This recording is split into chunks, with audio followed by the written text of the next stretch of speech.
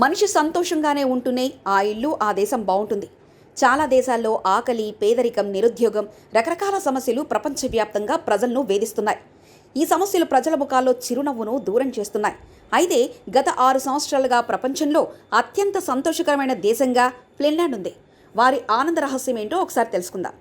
New York post నివేదిక ప్రకారం ప్రపంచంలో అత్యంత సంతోషకరమైన దేశం ఫిన్లాండ్.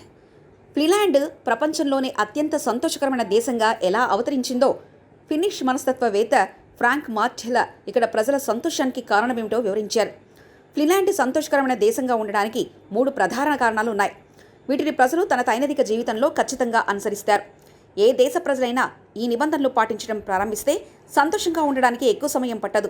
అలాగే ఐకమత్యంతో ఈ ప్రతిజ్ఞ చేస్తే చెడు పరిస్థితులపై పోరాడే శక్తి సంతరిస్తుంది.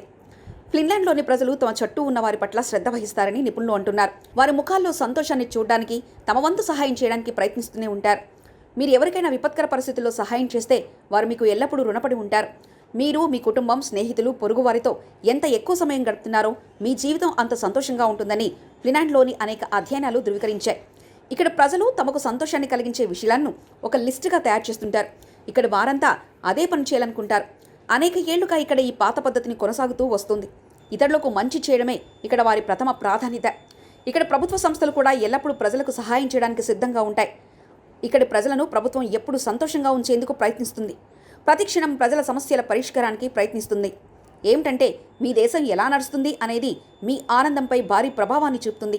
దేశంలో గందరగోళం ఉంటే మీ ముఖంలో నిరాశ కనిపిస్తుంది.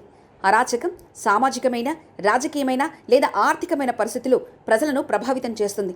కాబట్టి దేశంలో శాంతి నెలకొనాలంటే ఇది ఆనందానికి ప్రధాన పునాది అవుతుంది. ఫిన్లాండ్లో ప్రభుత్వ ఆరోగ్య సౌకర్యాలు ప్రజలకు అందుబాటులో ఉంటాయి. ప్రజా రవాణా చాలా నమ్మదగినది, చౌకైనది.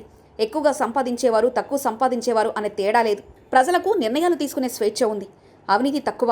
ఇవన్నీ ఇక్కడ ప్రజల ముఖాల్లో, జీవితాల్లో ఆనందాన్ని పెంచుతాయి.